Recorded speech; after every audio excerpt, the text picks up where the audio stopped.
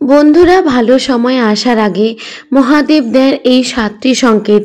তাই যদি বন্ধুরা আপনারা এই 7টি সংকেতের মধ্যে যে কোনো একটি সংকেতও পান, তো বন্ধুরা আপনারা খুবই ভাগ্যশালী। আপনাদের জীবন থেকে এবার দুঃখ দারিদ্রতার নাশ হবে, জীবনে আসবে পরম আনন্দ। কারণ মহাদেব নিজে বলেছেন যে তার ভক্তদের তিনি কখনো একা ছাড়েন না। তাই সংকেতগুলো যদি বন্ধুরা আপনারা পেয়ে থাকেন তো কাউকে কিন্তু আপনারা ভুলেও বলবেন না যে আপনারা কতটা ভাগ্যশালী। তাই বন্ধুরা, আমি শিউলি, আমার হ্যাপি উইথ শিউলি চ্যানেলে সকলকে স্বাগত জানাই। বন্ধুরা, পুরো ভিডিওটা দেখতে থাকুন। আর যদি ভালো লেগে থাকে লাইক, শেয়ার, কমেন্ট এবং সাবস্ক্রাইব করতে একদম ভুলবেন না। আর একটি করে কমেন্ট বক্সে হর হর মহাদেব ও জয় শ্রীকৃষ্ণ কমেন্ট করে দিয়ে যাবেন। নাম্বার 1, আপনি স্বপ্নে সাপ দেখেছেন, বিশেষ করে কোনো মন্দির বা তীর্থস্থানে বা ভগবানের গলায় কিন্তু সাপে যদি বন্ধুরা আপনাদের কামড়ায় বা তাড়া করে, এমন স্বপ্ন কিন্তু আবার মোটেও শুভ নয়। এটি পিতৃদোষের লক্ষণ। আপনারা স্বপ্নের মাধ্যমে দেখেছেন, অথবা যদি আপনাদের ঠাকুর ঘরে বা কোনো জায়গায় গিয়ে যদি হঠাৎ করে আপনারা সাপ দেখতে পান এবং এই জিনিসগুলি যদি আপনাদের সাথে প্রায় দিনই ঘটে, তো ভাববেন আপনাদের উপর মহাদেবের কৃপা রয়েছে। নাম্বার 2, সর্বদাই এমনটা মনে হওয়া যে কোনো শক্তি আপনাদের রক্ষা করেছেন, মনে হয় যেন আপনাদের সাথেই রয়েছেন, বিপদ থেকে তিনি যেন আপনাদের রক্ষা করবেন। ফলে মহাদেবের ছবি বা মূর্তি থাকলে মনে হয় যেন মহাদেব আপনাদের উপরে তাকিয়ে রয়েছেন। নাম্বার 3, কোনো বিশেষ মন্ত্রের প্রতি একটি বিশেষ দান, যেমন ভগবান শ্রীকৃষ্ণের কৃপা হলে আপনি কৃষ্ণ মন্ত্রের প্রতি একটি বিশেষ আকর্ষিত হবেন এবং মন থেকে আপনার তার প্রতি একটি বিশেষ ভালোবাসা আসবে। আর বন্ধুরা, এমনটা তার জন্য হয় কারণ জন্ম ধরে তার আমরা কৃপা, ভক্তি এবং ভালোবাসা পেয়ে আসছি। সেই সংস্কার আমাদের এই জন্মেতেও আমাদের সাবকনশাস মাইন্ডে রেকর্ড থাকে, ফলে সহজেই আমরা তার প্রতি আকর্ষিত হয়ে যাই। তাই যদি বন্ধুরা আপনার ভগবান শিবের ভক্তি করতে, ভগবান শিবের নাম জপ করতে, তার মন্ত্র জপ করতে একটা আলাদাই আনন্দ অনুভব হয়, তো বন্ধুরা এটি পূর্বজন্ম থেকে আপনারা শিবের কৃপা যে প্রাপ্ত করেছেন তারই সংকেত। নাম্বার 4, কিছু ভালো মন্দ হওয়ার আগে আপনি মাঝে মধ্যে অনুমান করে ফেলেন। এটি এর জন্য বন্ধুরা এই হয় যে আপনারা যার ভক্তি মন থেকে করছেন তিনি আপনাদের মনের ভিতরে একটি সংকল্প দিয়ে দেন এবং স্বপ্নের মাধ্যমে তিনি আপনাদের এটি অনুমান করিয়ে দেন, আর একেই বন্ধুরা বলা হয় সিদ্ধি। নাম্বার 5 হলো সাদা নন্দীর আগমন। আপনাদের বাড়িতে হঠাৎ করে বেড়ে যাওয়া, প্রায় দিনই আপনি বেরিয়ে যান সাদা নন্দীর দর্শন করছেন। বন্ধুরা, এটি 2 সময় ঘটে, যখন আমাদের বাড়ির মহাদেবের কৃপা হয় বা মহাদেবের আগমন ঘটে, তখন এমনটা ঘটে। আর অথবা যদি আমাদের কোনো খারাপ পথে চলে যাই, তখন বিভিন্ন সংকেতের মাধ্যমে আমাদের ভগবান, আমাদের আরাধ্য আমাদের এই সচেতন করিয়ে দেন যাতে সেই রাস্তা থেকে ধীরে ধীরে সরে আসতে পারেন। নাম্বার 6, আপনারা দিনের সব থেকে শুভ সময় হচ্ছে ব্রহ্ম মুহূর্ত। তাই ভগবান কখনোই চান না যে তার প্রিয় ভক্ত দিনের সব থেকে পবিত্র সময় ঘুমেই কাটিয়ে দিক, কারণ এই সময় বন্ধুরা ধ্যান, জপ, তপ, সাধনাতে যে ফল প্রাপ্ত হয় তা বাকি কোনো সময়তে প্রাপ্ত হয় না। চারিদিকে এই সময় কসমিক এনার্জির বৃষ্টি হয়, যা আমাদের রোগ প্রতিরোধ ক্ষমতাকে বাড়িয়ে তোলে। এবার জেনে নেব সোমবারে আপনারা ভগবান শিবকে কি কি অর্পণ করবেন।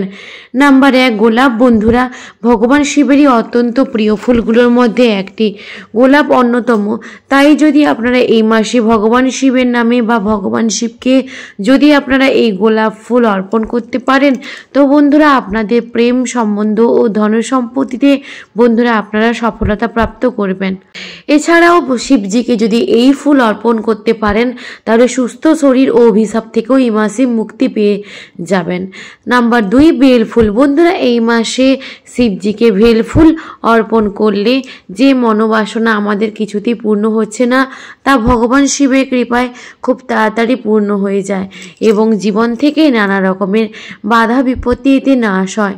নাম্বার 3, বন্ধুরা, যদি আমাদের জীবনে বিভিন্ন রকমের বাধা বিপত্তি লেগেই রয়েছে, কোনো কাজেতে আপনারা সফলতা প্রাপ্ত পাচ্ছেন না, তাই এই মাসে যদি শিবলিঙ্গে চামেলি ফুল অর্পণ করতে পারেন তো বন্ধুরা এই সমস্যা থেকেও আপনারা এই মাসে বেরিয়ে আসবেন। নাম্বার 4, ধুতরা ফুল। ধুতরা ফুল ও ধুতরা ফল ভগবান শিবের অত্যন্ত প্রিয়, তাই ফুল ও ফল ছাড়া ভগবান শিবের পুজো অসম্পূর্ণ। তাই যদি আপনারা এই দিন যে মনোবাসনা নিয়ে এগুলি শিবলিঙ্গে অর্পণ করবেন তা ভগবান শিবের আশীর্বাদে পূর্ণ হবে। তাই বন্ধুরা এই মাসকে মনোবাসনা পূর্ণের মাসও বলা হয়। নাম্বার 5, আকন্দ ফুল। বন্ধুরা, জ্যোতিষশাস্ত্র অনুসারে এই আকন্দ ফুল ভগবান শিবের খুবই প্রিয়। এছাড়াও নীলকণ্ঠ, পদ্ম ও নীলকমল ভগবান শিবের খুবই প্রিয়। কিন্তু বন্ধুরা, আপনারা কেতকী ও কেওড়া ফুল শিবলিঙ্গে ভুলেও অর্পণ করবেন না। এই পবিত্র মাসে একবার হলেও স্মরণ করুন ভগবান শিবের এই অচূক মন্ত্র, যাকে শিব গায়ত্রী মন্ত্র বলা হয়। এই মাসে ভগবানের এই অচূক মন্ত্র স্মরণ করলে মানুষের গ্রহদোষ, অর্থকষ্ট, কালো সর্পদোষ, এমন নানা রকম বাধা বিপত্তি মহাদেব নিমেষেই নাশ করে দেন। বন্ধুরা, আমাদের এই ব্রহ্মাণ্ডকে ত্রিদেব চালনা করেছেন ভগবান বিষ্ণু, এই ব্রহ্মাণ্ডের পালনকর্তা ভগবান ব্রহ্মদেব, এই ব্রহ্মাণ্ডের সৃষ্টিকর্তা আর মহাদেব এই সৃষ্টির ধ্বংসকর্তা, তাই তাকে মহাকাল বলা হয়। সমস্ত দেবতা, দানব এবং পশু পাখিও মহাদেবের ভক্ত, কারণ তিনি কখনো কারোর ওপর ভেদ করেন না, তাই তাকে ভোলানাথ বলা হয়। প্রভু এতটাই ভোলা যে সামান্য জল ও বেলপত্র দিয়ে যদি আমাদের মনোবাসনা বলে ভগবানের অভিষেক করি তা মহাদেব পূর্ণ করে দেন। মানা হয় যে বাবার নামে কোনো ব্যক্তি 16 সোমবার ব্রত রাখে, সেই ব্যক্তির মনোবাসনা অবশ্যই পূর্ণ হয়ে যায়। এই মাসে অবশ্যই একদিন হলেও ব্রত রাখুন এবং নিজেরাই আপনারা দেখবেন যে কি চমৎকারটা আপনাদের সাথে ঘটছে। এই মাসে সামান্য বিধান আর রস দিয়ে শিবলিঙ্গে অভিষেক করতে পারেন তো অবশ্যই অর্থকষ্ট থেকে বেরিয়ে আসবেন এবং যেসব পরিবারে রোগ ব্যাধি নিত্য ঘিরে রয়েছে তারা যদি বন্ধুরা এই মাসে জলে কালো তিল মিশিয়ে তা দিয়ে শিবলিঙ্গে অভিষেক করতে পারে তো অবশ্যই বন্ধুরা আপনারা এই সমস্যা থেকেও বাইরে বেরিয়ে আসবেন। এই মাসে কখনো তামসিক খাবার খাবেন না এবং ভগবান শিবের গায়ত্রী মন্ত্র ছাড়া কখনোই স্নান করবেন না। মহাদেব একমাত্র দেব যিনি তাড়াতাড়ি প্রসন্ন হয়ে যান এবং ভক্তের মনোবাসনা তিনি পূর্ণ করে দেন। এর জন্যই মহাদেবকে ভোলানাথও বলা হয়। তিনি এতটাই ভোলা যে সামান্য জল বেলপাতাতেও তিনি সন্তুষ্ট হয়ে যান এবং ভক্তের সকল দুঃখ দারিদ্রতা নাশ করে দেন। তাই বন্ধুরা, আজকের ভিডিওতে 4টি এমন কার্য বলবো যা আপনারা পারলে আজকের দিনে অবশ্যই করুন।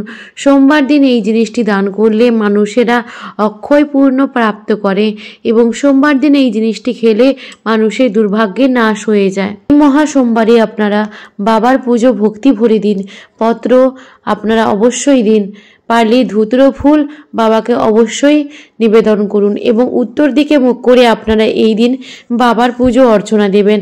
আর এই দিন উত্তর বা পূর্ব দিকে আপনারা একটি ঘিয়ের প্রদীপ জ্বালিয়ে ওম নমঃ শিবায় মন্ত্র জপ করে আপনারা বারবার বাবাকে বলবেন, বাবা তোমার কৃপা আমাদের উপর সদৈব বজায় রেখো, আমার জীবন থেকে সকল দুঃখ দারিদ্রতা তুমি হরণ করে নাও, তোমার এই সন্তানকে তুমি অর্থ মান সম্পত্তি সব কিছু প্রদান করো।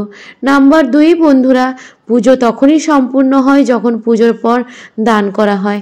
তাই এই জন্য বন্ধুরা আমাদের হিন্দুদের ধর্মে প্রসাদ বিতরণ করা হয়। তাই আপনারা এই মহাসোমবারে আতপ চাল, সাদা কাপড়, সাদা ফুল, দুধ, মুক্ত শঙ্খ মানে যে কোনো সাদা জিনিসের মধ্যে কাউকে দান করুন, দেখবেন মহাদেব কৃপায় আপনাদের দুঃখের নাশ হয়ে গেছে। নাম্বার 3 বন্ধুরা, এই দিন যদি আপনারা ব্রত রাখতে পারেন তো অবশ্যই ভালো হয়।